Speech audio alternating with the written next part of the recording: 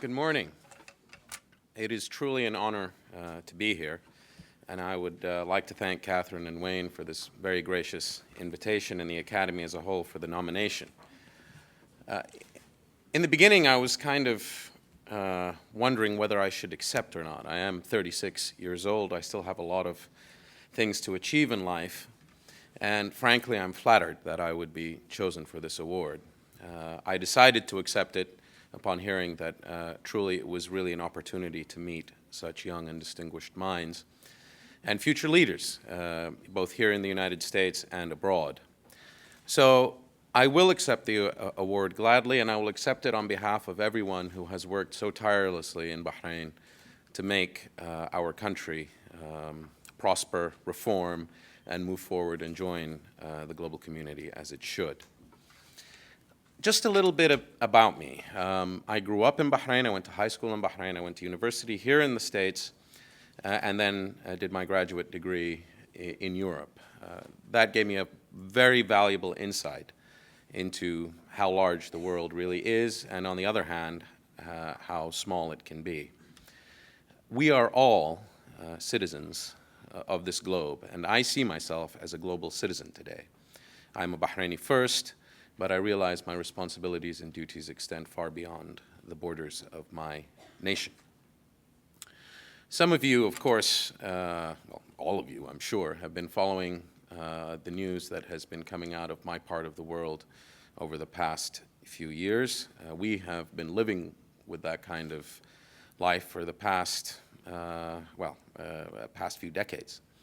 Our region has seen 3 major wars in the last 20 years, and it continues to be a source of instability on the global stage. So really, there is an increased responsibility for people of my generation to ensure that we do not repeat this cycle and that we put in place a sustainable future for our own people and the people and our neighbors to allow growth and prosperity to flourish. I think it would be useful just to give you an idea of where I come from, how dramatic and fast the changes have been over the past few decades. I come from a country where, true, we had education for boys and girls from the early 20s, but it was only until the 1960s that we started increasing the number of high schools in any significant number. Our economy now has gone from one where literacy rates were quite low in the past 30 years to full literacy at this point in time. We went from a relatively small corner of Arabia that was famous primarily at one stage for pearling to now one of the most geopolitically strategic locations in the world. We have been thrust onto the global stage. We are punching way above our weight in the region, and I am under no illusions of why. It is primarily due to the interest of global powers in the region and ensuring its stability. We, of course, have a blessing and a curse, which is oil. I was very happy in the late 90s when oil became, I think it was 11% of GDP, and that was at, I think it was about at $8 or something. But as we all know now, oil is not at $8. It is far more valuable than that. And it has now crept up to close to approaching, I believe, about 30% of GDP. And this is a good thing in some ways because it's allowed us to spend money on healthcare and education, and it is a luxury. It is a luxury of unearned income.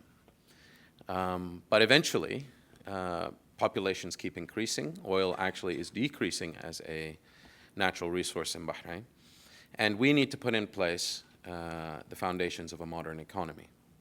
So what we have decided to do is to tackle this on 3 fronts. We're going to invest in people, as we have done in the past.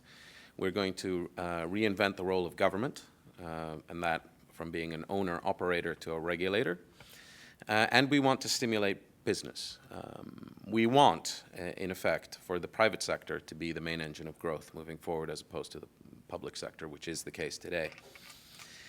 Ladies and gentlemen, although this is interesting and it is relevant to me and my countrymen, I think if I was to impart something to you, I would like to discuss just a little bit about the mindset of reform. What does it take? What does it take to stand in the face of adversity, doubt, and rise to the challenge? We have heard a lot, or I have heard a lot in many seminars such as this about passion, vision, courage, but very few people talk about fear. Very few people talk about the effects of fear on humans trying to work collaboratively on any one project. Fear can drive individuals to not work well together in groups because they're afraid of compromising on their values. And fear can also drive others never to take a position. They always want to agree with everybody, and they want to become part of a team, and they never take a stand.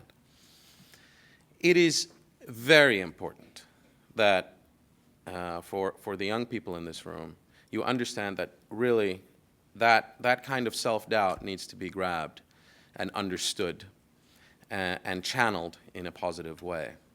I cannot begin to tell you the number of challenges we have faced pushing forward some quite controversial reforms due to fear.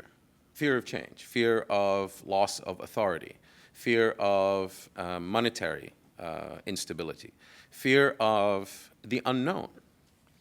And if I can say one thing, it is far better when one has a passion and a dream to stick to it and to believe in it. Now, of course, you don't want to be an iconoclast all on your own, but don't try and please everyone when you're shooting for your ambition.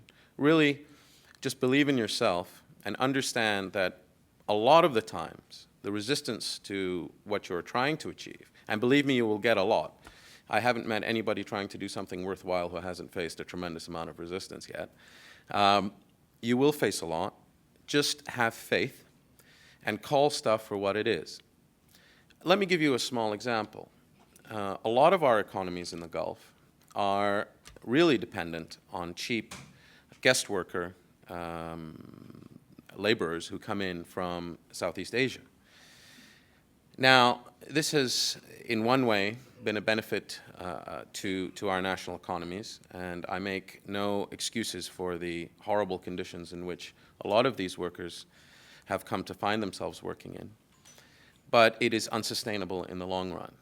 And the team, I also head, by the way, the Economic Development Board, which is a private-public partnership that is charged with, it was started out as an investment gateway, and I quickly changed it to an agent of economic reform. But this organization, the Economic Development Board, took on this challenge of really studying the effects of migrant labor and figuring out what was our long-term strategy. And we have decided that we will move away from this system of indentured servitude and hopefully build an economy that is based on real productivity gains. There are many ways to make a cheap buck in this world, and none worse than exploiting the vulnerable and the poor.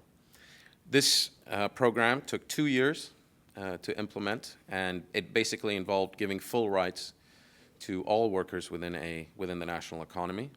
You would be surprised that here in the United States you have a visa called the H-1B visa, which I strongly urge you to scrap. That is a very similar system to the one that we have at home, and it was designed for high-tech workers, and it is being exploited as we speak here in the United States, holding people beholden to certain companies, getting them here, and then forcing them to work for lower wages than they possibly could earn if they had mobility.